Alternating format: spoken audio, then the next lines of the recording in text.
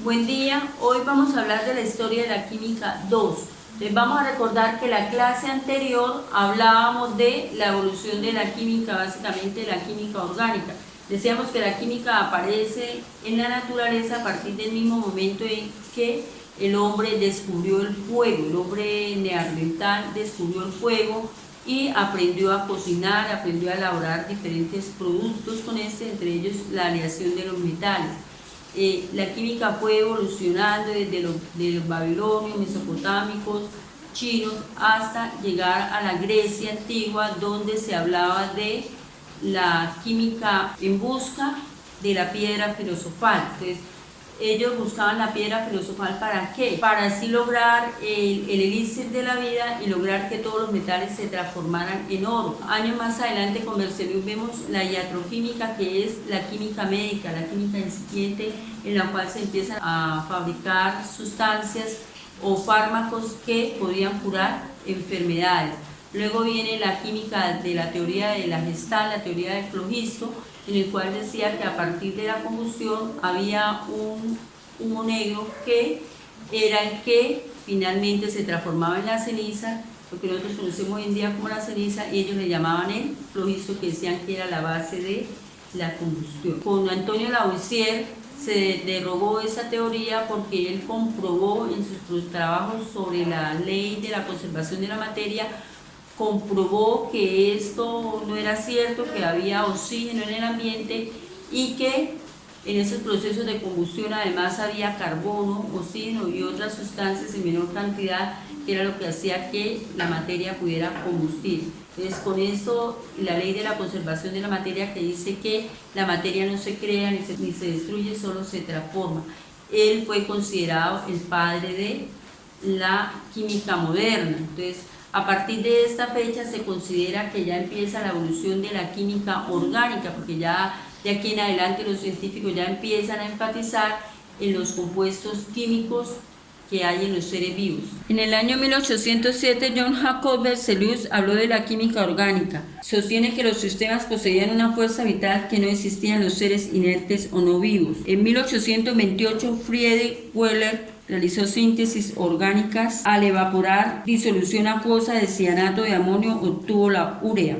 En 1807 el químico sueco Berzelius denominó con el nombre de compuestos orgánicos aquellos compuestos derivados de los seres vivos o de la materia viva. Él habló del vitalismo, sostiene que las sustancias, los sistemas poseen una fuerza vital que no existía en los seres inertes o no vivos. En 1828 Friedrich Wöhler realizó las primeras síntesis orgánicas al evaporar disolución acuosa de cianato de amonio y obtuvo la urea. Este descubrimiento hizo posible el desarrollo de la química orgánica, que se produjo desde 1850. En 1843 Pasteur descubre la isomería y formula la teoría del tetraedro. En 1854 Pierre Berthelot sintetiza triesterina, alcoholes, metano, benceno y acetileno. En 1856 William Pekin desarrolla la púrpura, anilina, que es un tinte. En 1858 Cooper, Kekulé y Botero propusieron la tetravalencia del carbono y que el átomo de carbono puede formar enlaces con otros átomos de carbono. En 1859 Drake perforó el primer pozo de petróleo y de ahí se empezaron a sintetizar compuestos orgánicos. En 1865 Kekulé propuso que los átomos de carbono podrían estar conectados en forma cíclica, el benceno. En 1866 Alfred Nobel desarrolló la dinamita. En 1869 John Wesley desarrolló el celuloide, que es el primer plástico sintético. En 1910 Richard Wistad establece la estructura de la clorofila.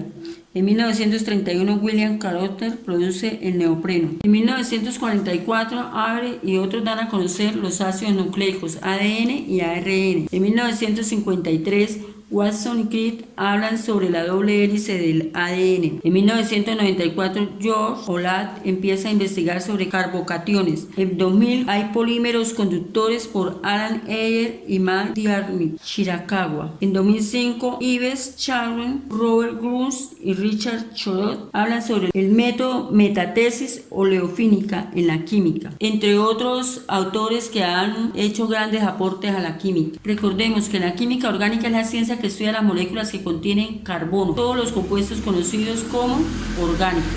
La importancia, entonces la química orgánica es importante porque todos los compuestos responsables de la vida son orgánicos, los ácidos nucleicos, las proteínas, los carbohidratos, las hormonas, los lípidos y las enzimas. Las fuentes de los compuestos orgánicos son el carbón, el petróleo, organismos animales y vegetales y las síntesis orgánicas. Aquí encontramos un cuadro comparativo entre lo que es un compuesto orgánico y un compuesto inorgánico. El compuesto orgánico es aquel compuesto que tiene como elemento principal al carbono. Compuesto inorgánico es aquel compuesto cuyo elemento principal no es el carbono y no presenta enlaces entre el carbono y el hidrógeno. Ahí vemos que los compuestos orgánicos son insolubles en agua.